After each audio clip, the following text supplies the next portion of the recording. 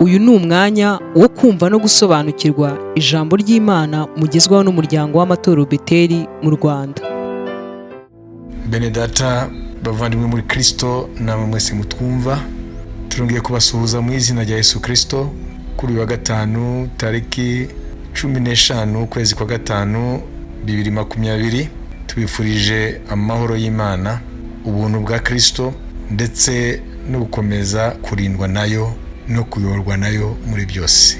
Uyu munsi rero turi busoze inyigisho tumazemo iminsi zijyanye n'ibisobanuro by'umugambi w'Imana uhishwe cyangwa wamenyekanishwaga n'aya minsi mikuru 7 Uwiteka yahaye Mose kugira ngo Abisirayeli bazajye bayiziririza. Tukaba twaragiye tubona icyo buri munsi mukuru muri iminsi 7 ivugwa mu gitabo cy'Abalewi ibice 23, icyo buri munsi usobanura mu buryo bw'ubuhanuzi, kandi turizera yuko Imana yabahaye kungukamo byinshi. Uyu munsi rero tugira dusoze ku bijyanye n'uriya munsi mukuru tumazeho iminsi, ari umunsi mukuru wa 7 witwa umunsi mukuru w'ingando, cyangwa mu Giheburayo umunsi mukuru wa Sukot. Twabonye ko uwo munsi mukuru wa Sukot Imana yategetse ko Abisirayeli bazajya bawuziririza ku munsi wa 15 mu kwezi kwabo kwa 7, ariko kwitwa ukwezi kwa Tishiri. Twabonye ko ari ukwezi kurimo iminsi mikuru 3 ya nyuma. Ku itariki ya mbere y'uko kwezi ni umunsi mukuru w'impanda, ku itariki 10 z'uko kwezi ni umunsi mukuru w'impongano cyangwa umunsi mukuru wa Yom Kippur mu Giheburayo. Hanyuma ku munsi ugira 15 ni umunsi mukuru w'ingando. Twabonye uko uyu munsi mukuru ari uzakomeza kuzirizwa ku ngoma ya Kristo y'imyaka 1000, kandi twasobanuye impamvu uyu munsi mukuru w'ingando uzajya uziririzwa ndetse n'amahanga yose igihe Kristo azaba ari ku ngoma i Yerusalemu ategeka isi yose, kubera yuko izaba ari message cyangwa ubutumwa bw'Imana ku mahanga. Muri uko kuziririza umunsi mukuru w'ingando Yesu ari ku ngoma i Yerusalemu, message y'Imana cyangwa ubutumwa bw'Imana ni ukuvuga ngo n'iyi ngoma nubwo irimo byiza byinshi isi itigeze kubamo, ariko biracyari by'agateganyo, kubera yuko perfection, ibiri parfait ntabwo biraza, kubera ko ingoma ya Kristo y'imyaka 1000 muri iyi si izaba itandukanye n'ingoma zose isi yigeze kugira. Nta n'ibihe na bimwe amahanga azaba yarabayemo bisa n'ibyo bihe by'ingoma ya Kristo ari ku ngoma i Yerusalemu. Ariko twavuze ko nubwo bizaba ari byiza, hari amahoro adasanzwe, uburumbuke n'ibindi byiza byinshi, kuko twumvise ko kuri iyo myaka 1000 ya Kristo ngo la justice régnera, ubutabera gukiranuka kuzategeka, kubera yuko hazaba hakiri abantu bari muri kamere y'intege nke, ariko kubera yuko Satani azaba yaboshwe n'abadayimoni be, imbaraga ziserura za kamere zaba zitagikora, rero bazaboneka hanze yuko bubaha umwami ari ku ngoma, ariko muri kamere zabo bazaba bakiri abantu bakamere. Niyo mpamvu Satani azarekurwa gato ku iherezo ry'ingoma ya Kristo, kugira ngo noneho aserure abaza bafite kamere y'ibyaha, kugira ngo bigaragarire hanze yuko bakiri abanyabyaha. Ariko iyo ngoma ya Kristo nubwo izaba ari y'agateganyo, izaba ari ingoma itandukanye n'ingoma zose zabayeho. Rero Imana iravuga ngo ku ngoma ya Kristo la justice régnera, kubera ko hazaba hakiriho twa kamere tw'icyaha muri ba bantu bazaba bari ku isi barokotse bya byago bizaba byarasutswe ku isi ku iherezo ry'ingoma ya Antikristo, ariko kandi bakaba bazaba mu burumbuke budasanzwe. Uko biravuga ngo uzapfa afite imyaka 100 bazavuga ko yakenyutse, bazavuga ko uruhinja rwapfuye, ngo kuko ngo imyaka y'abantu bicugiye ku ngoma ya Kristo ngo izaba ari imyaka nk'ibiti. Hari ibiti bimara imyaka 1000 irenga, ya des arbres multimillénaires, bivuga ngo abatazacumura, uvuga ngo abantu bakiri muri kamere kuri iyo ngoma ya Kristo izarenda irangira nabo bahindurwe batarinze gupfa. Ariko umuntu azapfa ni umuntu rwose azaba ari kivume, kubera ko Imana izabaha kurama iyo myaka igihumbi. Nk'uko abantu ba kera dusoma yuko hari abagiye bamara hafi imyaka igihumbi nka Metusela cyangwa ba Nowa, ba Enoki. Nubwo Enoki we yaje gutwarwa mu ijuru atanyuze mu rupfu ko yagendanye n'Imana y'imyaka 300, ariko abantu bose kuva kuri Adamu n'abagiye bakurikira dusoma yuko bagendaga bamara imyaka 900, 800. Metusela we niwe yamaze imyaka myinshi cyane kurusha abamubanjirije. Murumva yuko Imana izatuma abantu ku ngoma ya Kristo bongera kurama, ariko tukamenya yuko nubwo bazarama ariko bazaba bakiri muri kamere y'ibyaha. Ariko twebwe abakristo tuzaba twaragarukanye na Kristo ntago tubarwa muri abo, kuko tuba turi mu mibiri y'ubwiza, imibiri imeze nk'iy'abamarayika, kubera ko izaba ari imibiri y'umwuka itari imibiri ya kamere ngo twongere tubyare. Abazabyara, abazororoka icyo gihe nabo tuzasanga bari mu isi nyuma y'ingoma ya Antikristo. Rero bazongera abantu bamara imyaka myinshi, nk'uko abantu ba kera bari abantu bamara imyaka hafi igihumbi. Ubwo iyo dusomye Bibiliya tubwira nk'uwitwa Metusela mu gitabo cy'Itangiriro ibice 5, iyo usomye ku murongo wa 27 ko Metusela yamaze imyaka 969, imyaka 969, hafi imyaka igihumbi. Rero ku ngoma ya Mesiya rero abatazacumura bakiri muri kamere ya kimuntu bazayimara yose iyo myaka igihumbi, noneho isanzure n'ibirimo bivanyweho, noneho bakazahindurwa bakinjira mu bwami bw'iteka. Twarabonye ibyo byose mu bijyanye n'ingoma ya Kristo uko izaba imeze, ibizayiranga. Ni ukuvuga ngo izarangwa n'uburumbuke, izarangwa n'amahoro, izarangwa no kurama kw'abantu b'icyo gihe. Shalom. Umuryango w'amatorero Beteli mu Rwanda ukomeje kukurarikira gukurikira inyigisho z'uruhererekane zivuga ku minsi mikuru 7 yizihizwaga n'Abisiraheli n'ikisobanura mu buryo bw'ubuhanuzi. Mukaba muzigezwaho na Apostle Dr. François Nkurunziza. Izi nyigisho ziboneka kuri YouTube channel ya r.betel TV na Facebook page ya Community of Bethel Churches in Rwanda. Rero tukwiye gutandukanya ingoma ya Kristo y'imyaka igihumbi n'ingoma y'iteka. Ibyo ni by'ingenzi, niyo mpamvu twabitinzeho.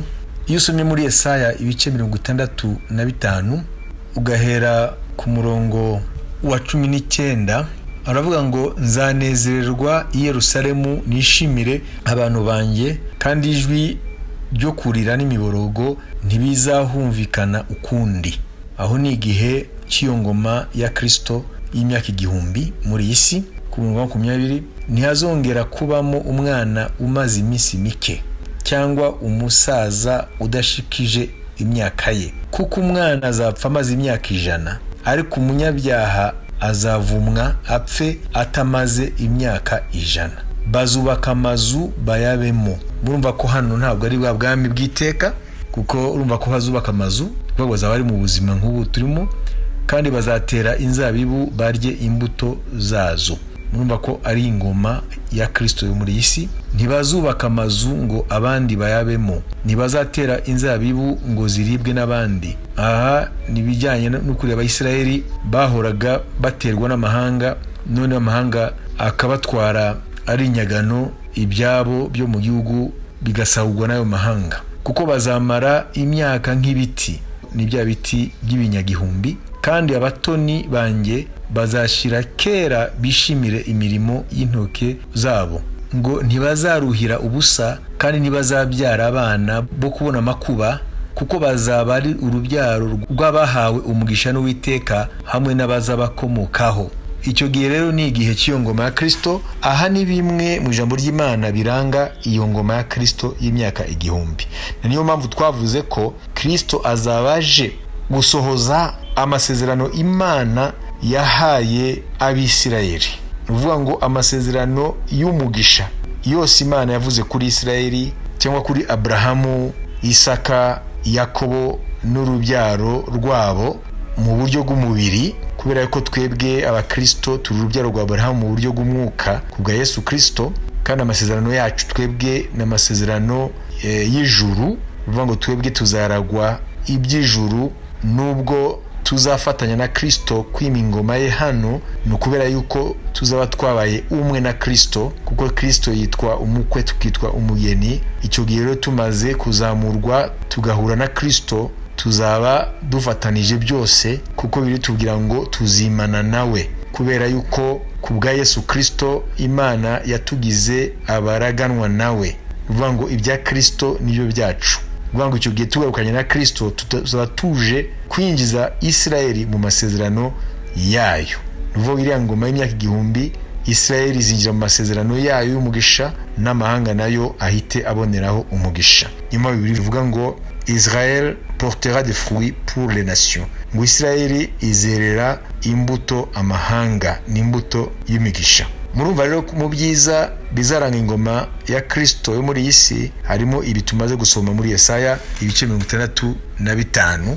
Murumva yuko hazaba ari umugisha mu buryo bazongera abana b'abantu kurama nk'uko ba Metusela bamaze iriya myaka twavuze, ariko hano hazaba ari akarusho, kuko ba Metusela bari urunganwe rwagiye rukurikirana umuvumo wari wamaze kuvumwa Adamu na Eva.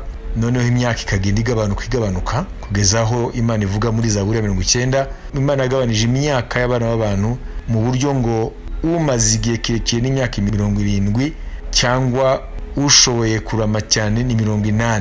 Ni ukuvuga ngo uyu munsi abantu iyo barengeje imyaka 80 biba ari ibintu bidasanzwe, ari byo bita mu Gifaransa exception. Ariko abantu ubirebye kenshi iyo batapfuye kare kubera impamvu zitandukanye za accident cyangwa uburwayi, ariko iyo ageze mu zabukuru urupfu rukaza ruko yashaje mu buryo bw'imyaka, kenshi impfu ziba hagati y'imyaka 70-80. Ibyo rero bisoma muri Zaburi ya 90.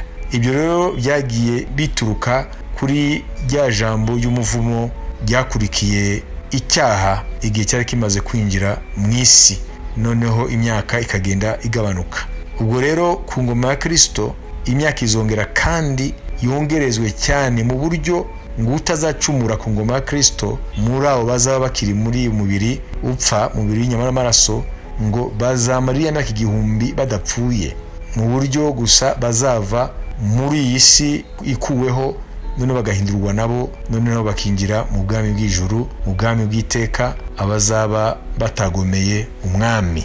Rero twababwiye ko hazaba hari abantu bari mu mubiri w'inyama n'amaraso, hanyuma bakaba bafite imigambi mibi muri bo, gusa bagatinya gucumura, kuko Kristo azaba ari ku ngoma kandi ari umwami azi byose. Ariko muri kamere zabo bafite irari ry'ibyaha no kugoma, kandi imbaraga noneho zisunika abantu kugaragaza kamere y'icyaha, arizo mbaraga zo mu buryo bw'umwuka za Satani n'abadayimoni, arizo mbaraga z'umwijima zizaba zitagikora iriya myaka 1000, kubera ko twabonye mu byahishuwe Yohana ibice 20 ku murongo wa 7 ngo imyaka 1000 nishira Satani azabohorwa ave aho yarabohewe. Umurongo 8 azasohoka ajye kuyobya amahanga yo mu mfuruka enye z'isi, Gogi na Magogi, kugira ngo ayakoranirize intambara, umubare wabo ni nk'umusenyi wo ku nyanja.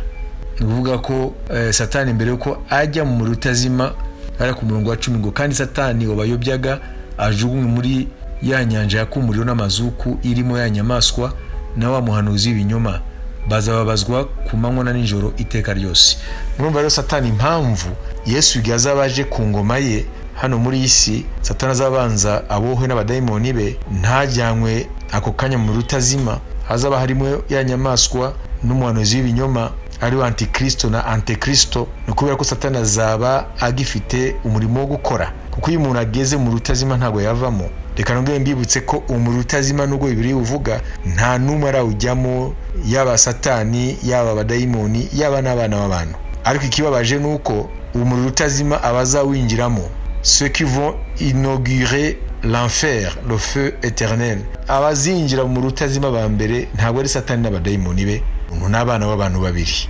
Satani bazabasangamo nyuma y'imyaka 1000, kubera ko we azaba afite kandi kantu akwiye gukora. Ko iyo ugeze mu rutazima ntago wavamo, hari niyo destination finale y'abanzi b'Imana, ahubwo we azaba afite akazi ko kuzarekurwa igihe gito kugira ngo bagerageze bari abantu baza bafite kamere kugoma ariko ntibagomera Imana kuko bazi ko umwami ari Yerusalemu azi byose kandi n'imbaraga zisunika ibyaha guseruka zizaba zitagikora mu myaka 1000 y'ingoma ya Kristo. Ibyo ni byiza kubimenya. Ubwo rero twarabonye yuko nyuma y'imyaka 1000 y'ingoma ya Kristo, la où la justice régnera, aho ugukiranuka kuzategeka, hanyuma Imana yavuga rero ingoma y'iteka y'Imana Data ivuga ngo la justice habitera. Twarabisonye muri Petero wa 2 ibice 3, ubwami bw'Imana bw'iteka ngo ugukiranuka kuzatura, kuko nta cyaha kizaba kigihari nta n'umusemburo wacyo, kuko abantu bose baza bari mu bwami bw'ijuru bw'iteka, baza bari mu mibiri y'ubwiza, imibiri mishya, imibiri itakirimo trace y'icyaha cyangwa ndetse no musemburo w'icyaha. Ibyo rero ni byiza kubimenya kugira ngo tusobanukirwe umugambi Imana uko uzagenda. Hanyuma twarabonye yuko nyuma y'imyaka 1000 Satani amaze gukora umurimo we wa nyuma w'igihe gito cyane cyo kugaragaza abanyabyaha kugira ngo noneho bizagaragare ko bazahagarara imbere y'intebe y'urubanza rw'imperuka ruzakurikira ivanwaho y'ibigaragara isanzure n'ibirimo, ko Imana itigeze ibahora ubusa, ko ari ukuri. Na niyo mpamvu ari ibintu by'ingenzi kubimenya kugira ngo abantu b'Imana babe bafite ubwenge bwose buhagije bwo kumenya umugambi w'Imana.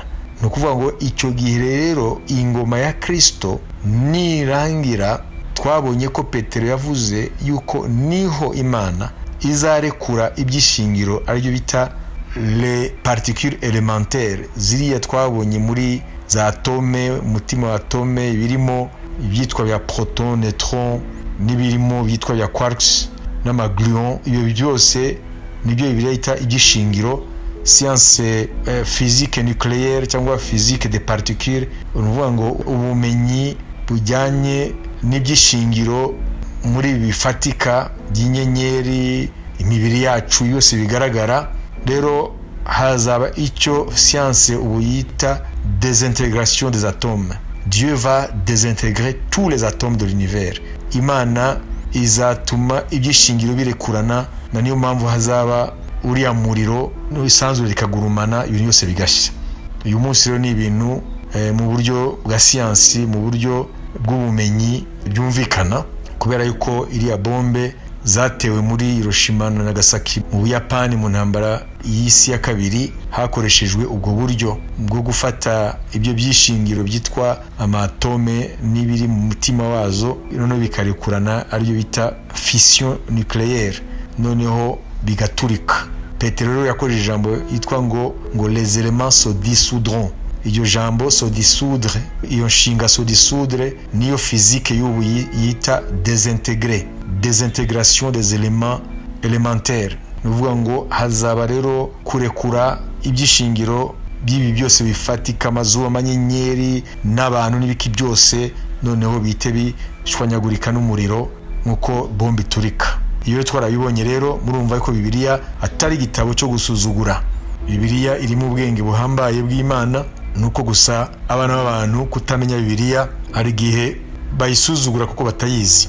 Ariko mu bisanzwe nta na kimwe science y'ukuri kitagihuzagurika, kimaze kuba ihame, kitakiri mu za hypothèse cyangwa mu mateori, cyaramaze kuba kunyura mu ntambwe. Science kugira ngo yemeze ikintu ko ari ukuri, abanza kuba teori, icyo gitekerezo kivuga ibintu ko bishobora kuba bimeze, noneho hakaba icyo bita observation, nuvuga ngo bakareba ko ari byo, hanyuma noneho hakaba experimentation.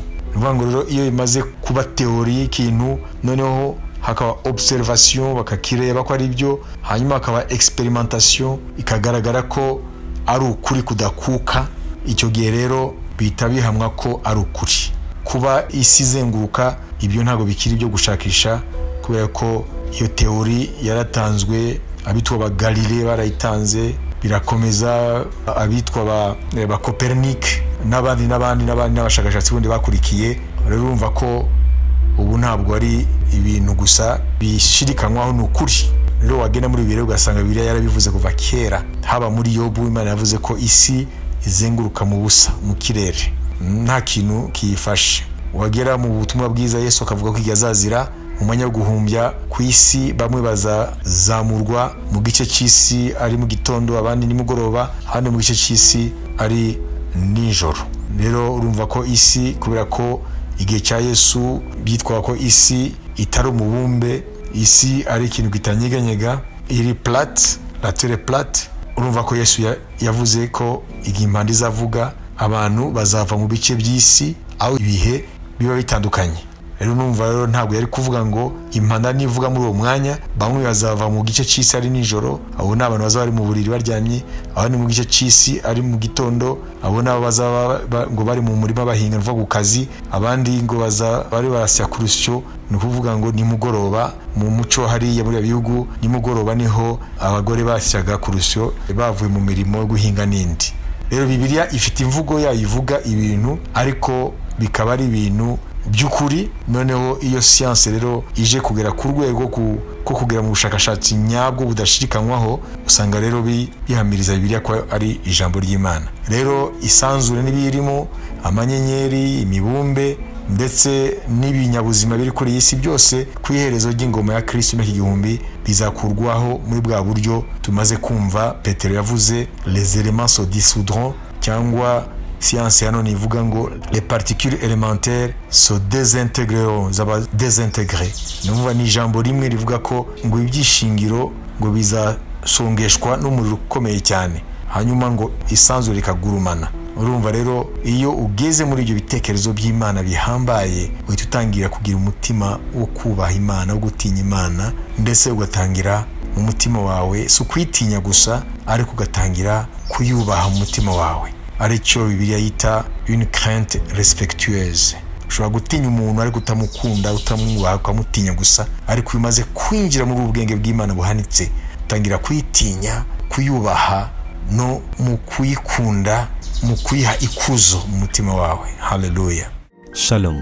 Umuryango w'amatorero Beteli mu Rwanda ukomeje kukurarikira gukurikira inyigisho z'uruhererekane zivuga ku minsi mikuru 7 yizihizwaga n'Abisiraheli n'ikisobanura mu buryo bw'ubuhanuzi. Mukaba muzigezwaho na Apostle Dr. François Nkurunziza. Izi nyigisho ziboneka kuri YouTube channel ya rr.betel TV na Facebook page ya Community of Bethel Churches in Rwanda.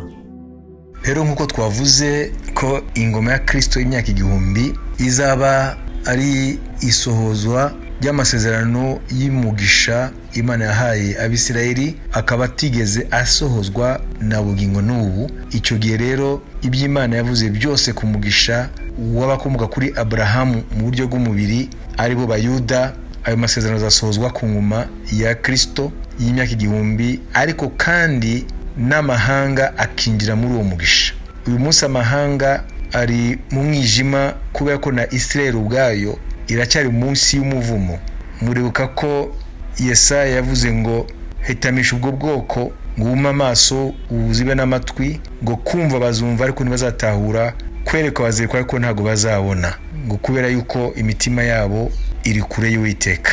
Ngo ubwoko bunyubahisha iminwa yabwo ariko umutima uri kure. Hanyuma Kristo nawe mu ijambo rye twumvise ko yavuze ko batamenye igihe bagenderewemo n'Imana, ngo niyo mpamvu ngo inzu yabo ngo izasigara ari umusaka, ari amatongo, mu Gifaransa désert, ngo votre maison restera déserte. Ni ukuvuga ngo Isirayeli iri mu butayu bugozi no munsi mu buryo bw'umwuka, ariko icyo gihe rero niho Isirayeli izinjira rero mu isoza ry'isezerano rimaze imyaka 1000 ry'amahoro, ry'uburumbuke, ryo kuba umutwe n'umugisha w'amahanga.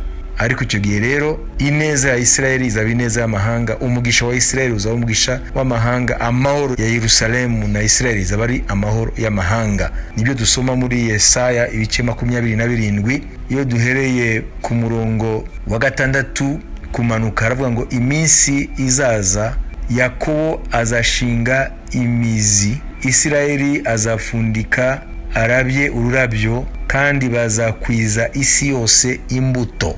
Ngo mbese yabakubise nk'uko yakubise ababakubitaga, cyangwa bishwe nk'uko ababicaga bishwe? Ubwo wabirukanaga wabahannye bitarenze urugero. Mu minsi w'umuyaga uturuka iburasirazuba yabirimije umuyaga w'ishuheri.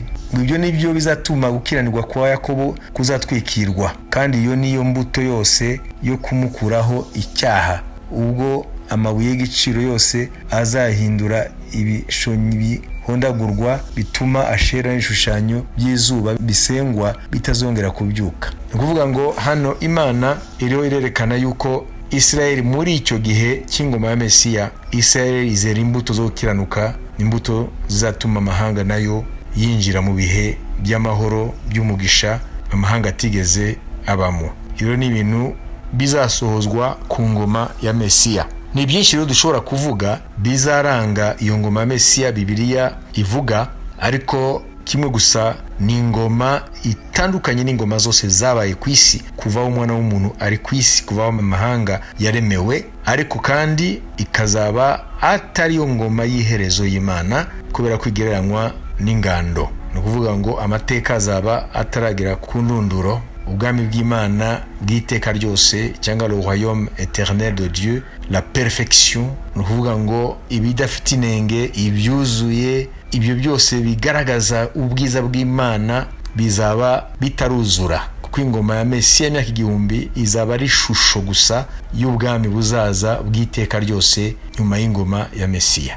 Rero uyu munsi w'ingando nicyo usobanura yuko ubwami bwa Kristo nubwo buzaba ari bwiza, ariko buzaba ari ubuganisha amateka mu bihe by'iteka ryose, aho ubwami bw'Imana Data buzaba ari ubwami noneho bushoje byose, abanyabyaha na Satani n'abadayimoni mu muriro utazima iteka ryose, naho abakiranutsi abera b'Imana bo mu bihe byose hamwe n'abamarayika bera b'Imana bakaba rero mu bwami bw'ijuru bw'iteka ryose. Iyo niyo ndunduro, aho niho amateka azazingwa, noneho ibihe n'isanzure bikavaho, ibyo bita le temps et l'espace, noneho ibyaremwe bikavaho, noneho hagasigara ibitaremwe, ni ukuvuga iby'umwuka.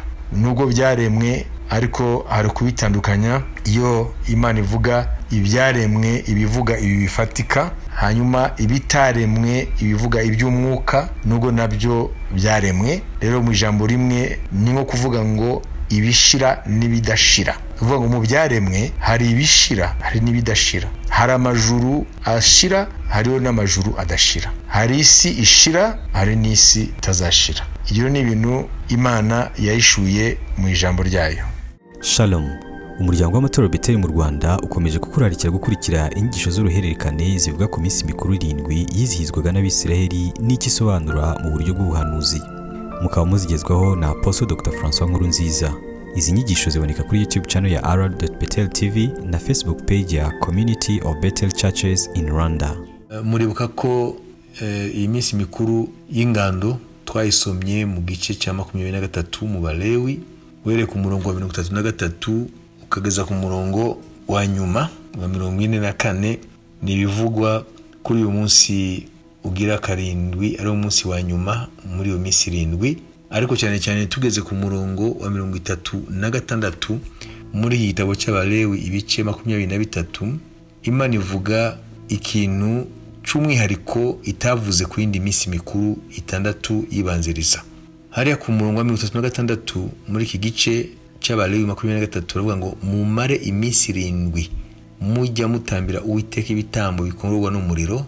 Nuvuga ngo muri ya minsi 7 y'ingando, hanyuma ngo umunsi w'8 ujye ubabera uwo guterana kwera, mutambireho Uwiteka ibitambo bikongorwa n'umuriro, ube uwo guterana mwitonze. Ariko hano mwitonze ntabwo ari ryo jambo. Mu Gifaransa bavuga ngo ça sera une assemblée solennelle, vous ne ferez aucune œuvre servile. Solennelle nuvuga ngo ni iteraniro ry'agahebuzo, iteraniro ririmo ubwiza, iteraniro ririmo igitinyiro cy'Imana, ikuzo y'Imana. Nicyo bisobanura solennelle. Nuvuga ngo izabe iteraniro riri solennelle, iteraniro ririmo icyubahiro cy'Imana. Hano rero hari ikintu kivuzwe hano bitavuzwe ku yindi minsi mikuru twize. N'uyu munsi w'8 Imana ivuze, si ukuvuga ngo n'undi munsi mukuru ugira 8, ahubwo ngo iriya minsi 7 y'ingando ari umunsi mukuru w'ingando wa nyuma ukamara iminsi 7. Ngo barangije iminsi 7, twabwiye ko umubare 7 ni umubare uvuga perfection cyangwa plenitude, ibyuzuye. Kuvuga ngo icyo gihe cyo kuba mu ngando kirangiye, ku munsi ugira karindwi. Ngo noneho umunsi ugira umunani nta bintu byinshi Imana yavuzeho, ngo uzabe uwo guterana kwera. Nuvuga ngo ni iteraniro ry'ubwoko bw'Imana, ngo rikwiye kugaragaramo icyubahiro cy'Uwiteka, iteraniro rihebuje, ngo une assemblée solennelle, iteraniro rinini rihesha Imana icyubahiro, rigaragara mu bwiza bw'Imana. Hanyuma bakanatambamo ibitambo bikongwa n'umuriro bimenyekanisha igitambo cya Yesu Kristo. Hanyuma noneho uwo munsi ugira umunani ukaba urimo sabato cyangwa kuruhuka, nta mirimo ikorwa muri uwo munsi. Uyu munsi ugira umunani rero ari wo ukurikira iriya minsi 7 y'ingando, ni umunsi uhwanye n'ikindi gihe gikurikira rero ya minsi y'ingando. Kandi turabizi ko noneho iriya minsi y'ingando niba imenyekanisha ubwami bwa Kristo bw'imyaka 1000 muri isi, ni ukuvuga ngo nyuma ya myaka 1000 rero hazaba hatangiye ikindi gihe gishya, nicyo bita ubwami bw'Imana bw'iteka ryose. Kuko ntabwo ari undi munsi mukuru, ahubwo ni iteraniro noneho rinini rigari, iteraniro ry'agahebuzo, iteraniro ry'icyubahiro, iteraniro ririmo ubwiza bw'Imana. Ni ukuvuga ngo rero uyu munsi ugira umunani umenyekanisha ubwami bw'iteka, ryateraniro rigari abera bazaba barimo mu ijuru rishya no mu isi nshya. Icyo gihe rero nyuma y'ingoma ya Kristo y'imyaka 1000 ariyo igereranywa n'iriya minsi 7 y'ingando. Bivuga uriya munsi mukuru wa 7 w'ingando ukamara iminsi 7. Iyo minsi mikuru y'ingando irangiye, urumva uyu umunani nta kindi Imana yavuze, ni umunsi w'iteraniro rigari rinini, une assemblée solennelle. Bivuga ngo nyuma y'ingoma ya Kristo y'imyaka 1000 abera bose mu bihe byose, abakiranutsi bazaba mu iteraniro rinini rigari. Nuvuga ngo abantu bose kuva ku muntu wa mbere, kuva kuri Adamu kuzageza ku muntu wa nyuma, abazaba ari abakiranutsi bo mu bihe byose, b'amahanga yose n'indimi zose n'amoko yose, bazagira iteraniro rinini ry'ubwiza, bahimbaza Imana, baramya Imana, bayireba amaso mu yandi. Uwo rero niwo munsi rero uvugwa hano, uwo munsi w'umunani. Ntabwo ari umunsi mukuru wundi w'umunani, ahubwo ni igihe gishya kizakurikira uriya munsi mukuru w'ingando. Ni rya teraniro rero rivugwa mu ijuru, mu gihe byose bizaba byarakuweho, isanzure, amanyenyeri n'amasi byose tubona byarakuweho ngo twabyize. Noneho mu ijuru rishya no mu isi nshya, noneho hakazaboneka rero iteraniro ry'abana b'Imana, by'ubwoko bw'Imana, by'abakiranutsi b'Imana bo mu bihe byose. Ikindi nacyo ngo ni sabato. Ni ukuvuga ngo buriya bwami bwa Kristo w'imyaka 1000 muri isi ni sabato, kubera yuko umunsi umwe mu imbere y'Imana ni nk'imyaka 1000, imyaka 1000 ni nk'umunsi umwe, niko dusoma muri Petero. Rero ni ukuvuga ko iriya myaka 1000 Kristo ari ku ngoma muri isi ari umunsi wa sabato, imyaka 1000 ikagirango n'umunsi wa sabato. Rero uriya munsi ugira umunani nyuma y'umunsi mukuru w'ingando, ni ukuvuga ngo hazaba hatangiye rero sabato, atari umunsi umwe, ahubwo sabato y'iteka ryose, ariyo Shabbat, ariyo repos. Ubwoko bw'Imana buzaba buruhutse imihati iteka ryose. Rero umenya yuko rero uriya munsi mukuru w'ingando nurangira, ni ukuvuga ngo rero l'humanité cyangwa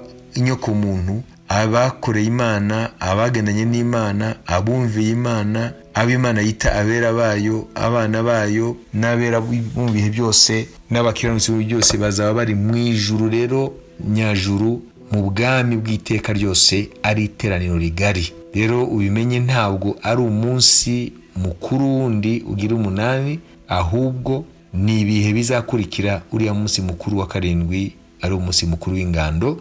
Ubwoko bw'Imana buzaba buri mu ijuru mu iteraniro rigari, une assemblée solennelle, ko twabisomye mu Balewi w'ibice 23 ku murongo wa 36. Hanyuma rero ubwoko bw'Imana bukazaruhuka imihate yabwo. Izaba rero sabato y'iteka ryose, kubera ko ubwami bwa Kristo imyaka 1000 ni sabato igereranywa ni sabato y'umunsi umwe, kubera ko imyaka 1000 y'Imana ni nk'umunsi umwe. Ariko nyuma rero y'ubwami bwa Kristo, abera bazinjira mu isabato ihoraho, sabato y'iteka ryose. Aho niho rero n'aya magambo ari mu byahishwe Yohana ibice 20 na 2 aricyo gice cya nyuma uhereye ku murongo wa mbere haravuga ngo anyereka uruzi rw'amazi y'ubugingo rubonerana nk'isarabwayi ruva ku ntebe y'Imana n'umwana w'intama. Ku murongo wa 2 rutembera mu nzira nyabagendwa hagati, hakurya no hakuno y'urwo ruzi hariho igiti cy'ubugingo cyera imbuto z'uburyo 12,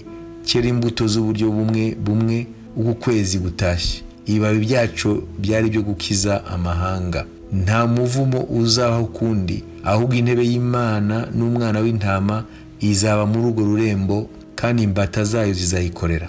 Zizabona mu maso hayo izina ryayo ryanditswe mu ruhanga rwazo. Nta joro rizabaho ukundi, kandi bazagomba kumurikirwa n'itabaza cyangwa kuvirwa n'izuba, kuko umwami Imana izabavira kandi bazahora ku ngoma iteka ryose. Arambwira ati ayo magambo nayo kwizerwa nayo kuri, kandi umwami Imana itegeka imyuka y'abahanuzi yatumye marayika wayo kwereka imbata zayo ibikwiriye kubaho vuba. Kandi dore ndaza vuba, hahirwa uwitondera amagambo y'ubuhanuzi bw'iki gitabo.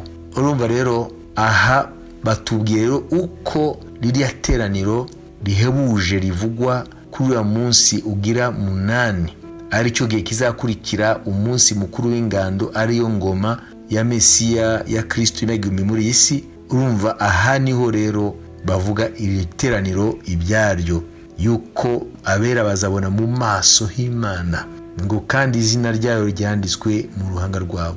Ni kuvuga ko icyo gihe murumva ko atari muri iyi si, ahubwo ni muri rya teraniro rinini rizabera mu ijuru.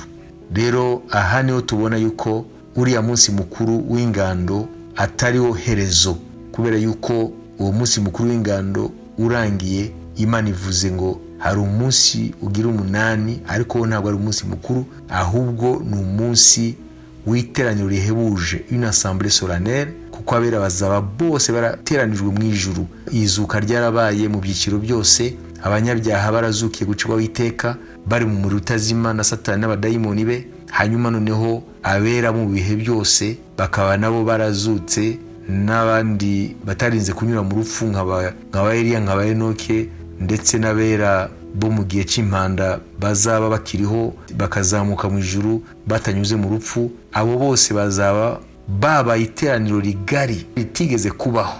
Noneho icyo gihe hazaba iteraniro ry'agahebuzo, iteraniro ryuzuye mu bwiza bw'Imana n'igitinyiro cy'Imana n'ikuzo ryayo, abamarayika n'abera baririmba iteka ryose. Kandi twumvise hariya ngo nta mihati izaba ikiriho, kuko bazaba baruhutse imihati yabo, ahubwo bizaba ari ibihe by'ibyishimo bitazashira, kuko bazaba bari mu munezero w'iteka, umunezero udafite akagero. Murumva ko ni mu ijuru, kuko nta nijoro rikiriho, nta zuba. Ubwiza bwa Kristo nibyo bimurika muri iryo joro rishya n'isi nshya. Uko rero niko amateka yose avugwa muri Bibiliya azasozwa. Rero mwene data, umve aya magambo avugwa nyuma y'iyerekwa y'ibi byose, ngo ayo magambo nayo kwizerwa nayo kuri. Hano ku murongo wa 6 muri iki gice cya 22 mu byahishuwe Yohana, ngo arambwira ati ayo magambo nayo kwizerwa nayo kuri, kandi umwami Imana itegeka imyuka y'abahanuzi yatumye marayika wayo kwereka imbata zayo ibikwiriye kubaho vuba. Kandi ku murongo wa 7 ngo kandi dore ndaza vuba, hahirwa witondera amagambo y'ubuhanuzi bw'iki gitabo. Rero uyu ni umugambi w'Imana tumaze iminsi twiga muri iyi minsi mikuru ko ari 7, tukaba tushoje kuri uyu munsi witwa w'8.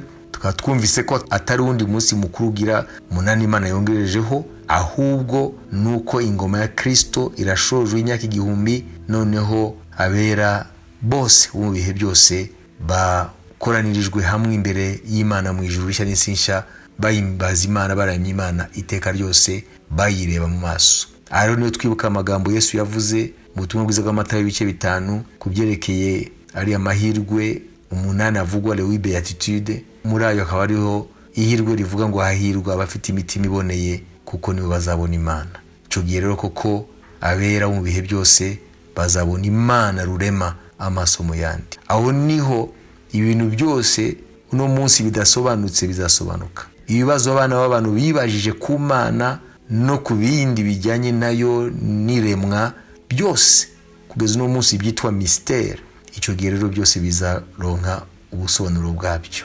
Tutaranabaza ikibazo, Imana izaba yadushubije. Haleluya. Cyo ni igihe Imana yakwifurije ko ukwiye kuzaba urimo. Ntabwo waremewe kuzarangiza hamwe na Satani mu rutazima, ntabwo waremewe kuzaba mu marira n'amaborogo adafite iherezo, aho Yesu yavuze ngo niho abanyabyaha abanze kwihana, abanze kwizera, ngo bazajugunywa mu rutazima, ngo niho hazaba ngo kurira no guhekenya amenyo iteka ryose. Ariko Imana muvandimwe mwene data, Imana yakuremeye kuzaba muri iyo teraniro rigari ritabarika, iteraniro ritigeze ribaho kugeza no munsi, ritegerejwe kuri uwo munsi gusa, aho ibiboneka byose bizaba byakuweho, isanzure n'amanyenyeri n'imibumbe yose byavanyweho, hanyuma noneho abera bo mu bihe byose. Haleluya. Abizeye Imana, abagendanye n'Imana, abakoreye Imana, abubashye Imana mu buzima bwabo. Haleluya. Abarwanya intambara ziza yo kwizera, abo bazaba bahinduza iteraniro ryera, iteraniro rifite ubwiza budasanzwe, aho Imana bazayiramya, noneho batakiramya mu kwizera, ahubwo bayiramya bayireba amaso mu yandi.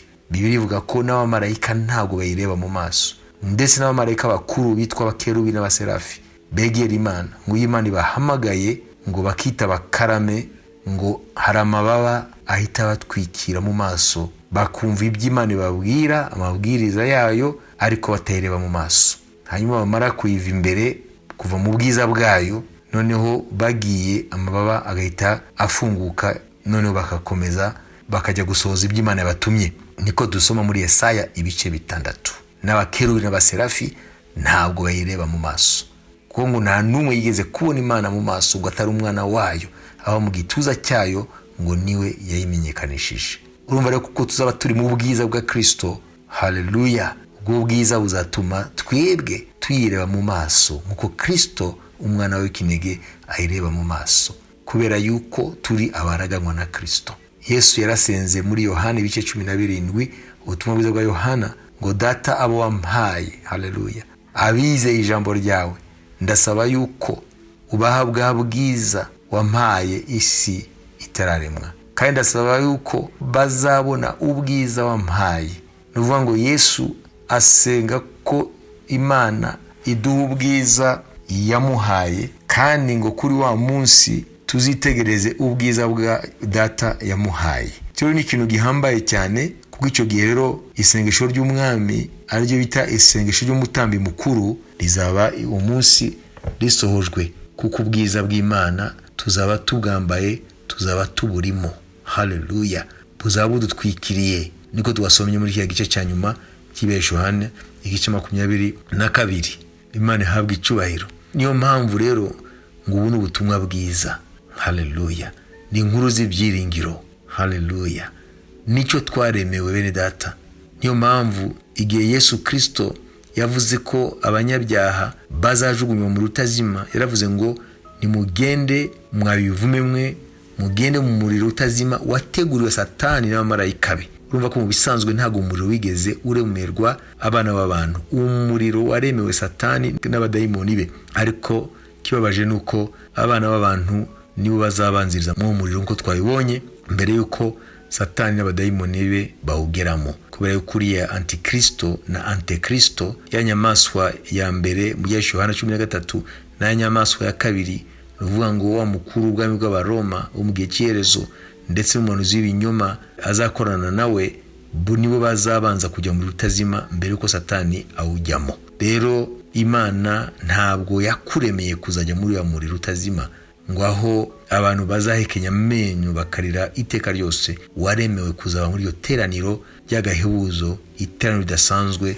rizaba, haleluya, muri rya juru n'isi nshya Imana ibikiye ubwoko bwayo. Icyo nicyo bisobanura uriya munsi ukurikira, uriya munsi mukuru w'ingando uzamara iminsi 7, kandi iminsi 7 twumvise ko bisobanurwa ngo perfection cyangwa plenitude, nuvuga ngo ni cya gihe cyose cy'ingoma ya Yesu Kristo y'agateganyo, ariyo umunsi mukuru w'ingando wamenyekanishaga. Nyuma yaho rero niho Imana ivuga umunsi w'umunani ko atari umunsi mukuru wundi w'umunani, ahubwo ni igihe gishya kizakurikira ingoma ya Kristo, aho abera bose mu bihe byose bazateranira hamwe mu bwami bw'iteka ryose, ubwami bw'Imana. Rero muri Yohana 17 mu isengesho ry'umutambi mukuru wacu Yesu Kristo arasenga avuga ngo, Yohana 17:24, ngo data abo wampaye ndashaka ko aho ndi nabo bahabana nanjye, ngo babone ubwiza bwanjye wampaye kuko wankunze isi itararemwa. Urumva yuko icyo gihe iri sengesho ry'umwami rizasohozwa, kuko tuzaba turi kumwe nawe, haleluya, nyuma y'ingoma ye y'imyaka 1000 turi kumwe twimana nawe. Hanyuma ninasozwa tuzahita tukomeza kubana nawe mu bwami bw'iteka ryose, yabaye umwe muri twe, none twikitegereza rero bwa bwiza bwe, haleluya, natwe turi muri ubwo bwiza nyine. Iri sengesho rero rizasozwa kuri uwo munsi w'umunani, ari cyo gihe gikurikira iriya ngoma ya Kristo, muri rya teraniro ry'akataraboneka, teraniro y'ubwiza, aho abera mu bihe byose, b'amoko yose n'indimi zose n'amahanga yose, haleluya, bazakoranirizwa hamwe imbere ya data, noneho bakamusingiza, bakamuramya, bakamuhimbaza, bamubona amaso mu yandi. Aho byose bizaba bishojwe rero, kubera ko isanzure zaba ryarakuweho, igihe le temps kizaba cyarakuweho, hazaba hasigaye iteka ryose, haleluya. Ko twumvise ko n'izuba ntabwo rizaba rigikenewe, aho rero niho byose bizasohozwa. Rero Imana ishimwe kuri iyi minsi mikuru 7 y'Uwiteka n'ibisobanuro byayo. Imana iguhe guharanira iri herezo ryiza, Imana iguhe kudacogora, iyi si nigushuke, nitumere nka Esawu yagurishije ubusamuragwa bwe kubera inzara y'akanya gato, kubera isahani imwe gusa ashonje, hanyuma akagurisha ku basamuragwa. None uyu munsi umugisha ukaba waragiye kuri Yakobo umuvandimwe we, akaba ari we uno munsi yitirirwa Imana ya Abrahamu na Isaka na Yakobo. Iyo Esawu atagurisha ubusamuragwa bwe, uno munsi bari kuvuga bati Imana ya Abrahamu na Isaka na Esawu, ariko havugwa Imana ya Abrahamu na Isaka na Yakobo, kuko Yakobo niwe yakiriye umugisha wari umuvandimwe we Esawu. Rero reka twebwe twigire kuri Esawu, twihanganire ibigeragezo byose n'ingorane zose z'ubuzima, dukomeze kwizera ngo umukiranutsi wanjye azaheshwa no kwizera, ngo ariko nasubira inyuma ngo ntabwo azanezeza umutima wanjye, niko Imana ivuga. Ngo ariko ntabwo turi mu basubira inyuma ngo batakaze ubugingo bwabo, ariko ngo turi mu bihangana kugira ngo bazaburokore, haleluya. Rero Imana iguhe kuba muri zo ntwari z'Imana zitazigera zisubira inyuma, zitazakebuka inyuma nka mukaroti ngo zihinduke inkingi y'umunyu, ariko zizakomeza kureba imbere, haleluya, zigahanga amaso cya gitondo cyiza, haleluya, cyo mu bwami bw'Imana, iminsi mikuru y'ingando ishojwe, haleluya, hagatangira uriya munsi w'umunani, ari umunsi utangira iteka ryose, sabato y'iteka ryose, haleluya. Ubwami bwa Kristo ni umunsi wa sabato umwe, haleluya, kuko ni imyaka 1000 ari umunsi w'imbere w'iteka, ariko sabato y'inyuma y'iminsi mikuru y'ingando, y'inyuma y'ubwami bwa Kristo, ni sabato y'iteka ryose, kuko abera bazaruka imihate yabo iteka ryose, haleluya. Aho niho rero byose bizabishojwe. Murumva ko muri amagambo tumaze iminsi twiga, nta dini na rimwe rivugwa, nta mizerere yindi runaka, hano havugwa gusa umugambi w'Imana, uko Imana yawugambiriye muri yo n'ukuntu izawusoza. Urumva rero izi ntambara tubamo z'amadini, ngo nitwe turi mu kuri, ngo nitwe tuhimbaza neza, oya, ibyo tukwiye kubivamo. Pawulo abyita ko ari ibya kamere, ngo kwirema ibice n'ibya kamere, ahubwo niturebe umugambi w'Imana. Nta zina ufite, nta denomination runaka, ni umugambi w'Imana, niwo Imana yagambiriye muri Kristo, iyo urawutunganya kandi izasohoza ibyo yavuze. Kuko Imana yaravuze ngo nzasohoza umugambi wanjye wose muri iyi si. Nuvuga ko Imana izasohoza ibyo yavuze. Reka rero Imana iguhe guhanga amaso umugambi wayo, kuko nicyo kintu cy'ingenzi. Nta kindi kivugwa, nta dini rivugwa, hano havugwa umugambi w'Imana. Haleluya. Uharanire kuzaba muri iryo teraniro. Haleluya. Rizaba iteraniro ry'agahebuzo, une assemblée solennelle, ritazigera rigira iherezo mu bwami bw'Imana n'ubwa Kristo. Amen. Urakoze Mwami kuri aya magambo tumaze iminsi twiga kuri iyi minsi mikuru 7 yawe. Tukaba turamaze kumva ibisobanuro byawo n'umugambi uhishwe muri iyi minsi mikuru ko ari 7. Ikaba Mwami tukaba tuyishoje uno munsi. Reka rero buri muntu wese Mana iri jambo rimuhindure kandi rimuhe gufata ingamba nshya mu byerekeye ubuzima bwe arimwo none, kugira ngo ategure ejo hazaza heza, azisange Mwami. Haleluya. Muri iryo teraniro ry'abera. Haleluya. Rizaba iherezo ry'umugambi wawe wagambiriye kuva isi itararemwa, kuzawusoza muri Kristo. Haleluya. Kandi ugawusoza binyuze kuri Kristo. Turagushima rero Mana. Reka buri muntu wese Mwami umugirire ubuntu bwo kuzaba muri izo ntwari. Haleluya. Zizaragwa Mwami ijuru risha n'isi nshya. Haleluya. Ubwami bw'iteka ryose mu izina rya Yesu Kristo. Amen. Ukeneye kurushaho gusobanukirwa, ukeneye inama, waduhamagara kuri 0784 26 18 00 ndetse na 0788 46 0055 cyangwa ukatwandikira kuri info@betelchurches